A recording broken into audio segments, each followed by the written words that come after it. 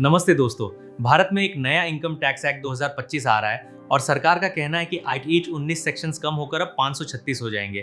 क्या आपकी डिजिटल गोपनीयता और MSME के लिए एक सरलता के नाम पर कोई नया कानूनी जाल बिछाया जा रहा है?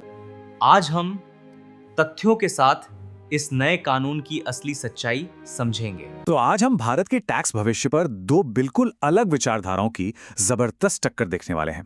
एक तरफ है सरकार का दावा कि नया इनकम टैक्स एक्ट 2025 सरलीकरण का एक मास्टर स्ट्रोक है, और दूसरी तरफ पेशेवरों की चिंता कि ये एक ऐसा नया जाल है जिसमें आम टैक्स पेयर बुरी तरह उलझ सकता है। चलिए इस बहस की तह तक चलते हैं। जरा इस नंबर को देखिए, 819, 819 सेक्शंस। अरे ये कोई कानून था या एक कानूनी मकड़जाल? ऐसा लगता था कि ये समझने के लिए नहीं बल्कि सिर्फ उलझाने के लिए ही बनाया गया था।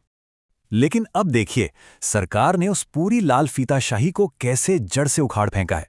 819 से एक झटके में सीधे 536 पर। ये सिर्फ नंबर नहीं बदले हैं, ये एक सोच में बदलाव है, एक क्रांति है। तो सरकार का पक्ष एकदम साफ है, सरलता। और सच कहूं, जब आप इन बदलावों की गहराई में उतरते हैं तो इस बात से इनकार करना वाकई बहुत मुश्किल हो जाता है। जरा इन बदलावों को देखिए, सिर्फ सेक्शंस ही कम नहीं हुए हैं। नॉटविथस्टैंडिंग जैसे जो भारी भरकम कानूनी शब्द थे ना, उन्हें हटाकर आम बोलचाल की भाषा का इस्तेमाल किया गया है। डिविडेंड डिस्ट्रीब्यूशन टैक्स जैसे पुराने बेकार हो चुके प्रावधान वो अब हैं ही नहीं, पूरी तरह खत्म। 47 चैप्टर्स का बोझ अब सिर्फ 23 रह गए हैं। ये तो पूरे सिस्टम को नए सिरे से लिखना है ताकि हर कोई इसे आसानी से समझ सके। और ये सिर्फ टैक्स की बात नहीं है, नहीं, ये तो दुनिया को एक सीधा संदेश है कि भारत अब व्यापार के लिए खुला है और हमने इसे साबित करने के लिए अपने कानूनों को आसान बना दिया है। और ये तो सच में एक मास्टर स्ट्रोक है। आप अंदाजा भी नहीं लगा सकते कि एक प्रोफेशनल के तौर पर हमने कितने घंटे सिर्फ क्लाइंट्स को असेसमेंट ईयर और प्रीवियस ईयर का फर्क समझाने में बर्बाद किए हैं।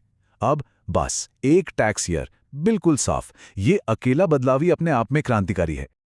और ये देखिए, इसका मतलब जानते हैं? अब TDS का एक रेट खोजने के लिए सैकड़ों पन्ने नहीं पलटने पड़ेंगे। सब कुछ यहीं है, एक ही जगह, एक साफ सुथरी टेबल में। यह हम जैसे प्रोफेशनल्स के लिए एक बहुत बड़ा गेम चेंजर है। एक मिनट, रुकिए जरा। ये सब सुनने में कागजों पर बहुत अच्छा लगता है, लेकिन क्या हम जमीन पर उतरकर उस छोटे व्यापारी, उस MSME की बात कर सकते हैं जिसके लिए ये तथाकथित सरलता एक नया सिरदर्द बनकर आई है?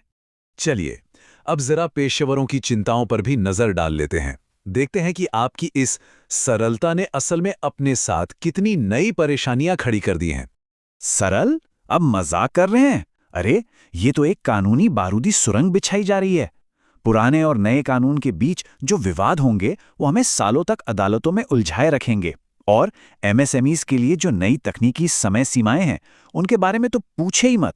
हर कॉर्पोरेट क्लाइंट का पूरा पेरोल स्ट्रक्चर फिर से डिजाइन करना पड़ रहा है। कहां से सरल है ये? ये जो एक छोटा सा बदलाव दिख रहा है ना, इसका मतलब है कि हमें अपने हर एक कॉर्पोरेट क्लाइंट का सैलरी स्ट्रक्चर नए सिरे से डिजाइन करना होगा। ये एक लॉजिस्टिकल दुष्स्वप्न है हजारों लाखों कंपनियों के लिए।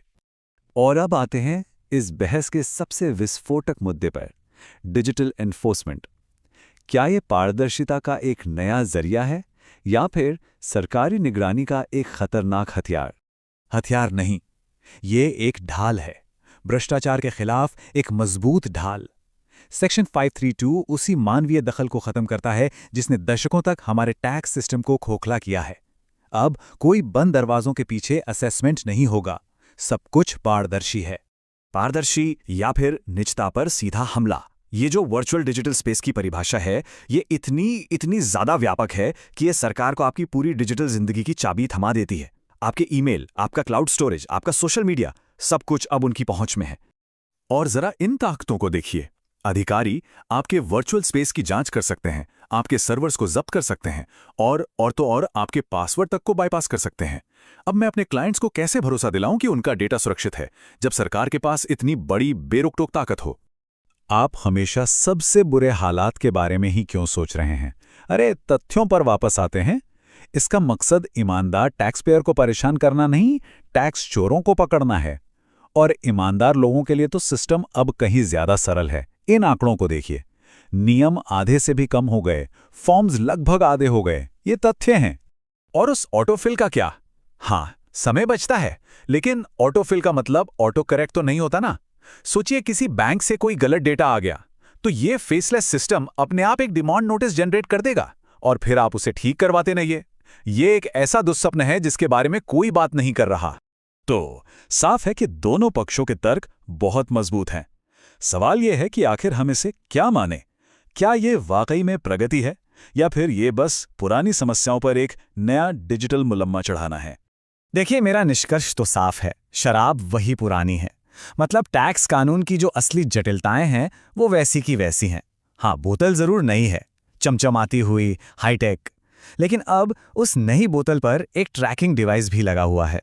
तो आखिर में सवाल यही बचता है, क्या एक सरल दिखने वाला टैक्स कानून डिजिटल निगरानी की इस बड़ी कीमत के लायक है?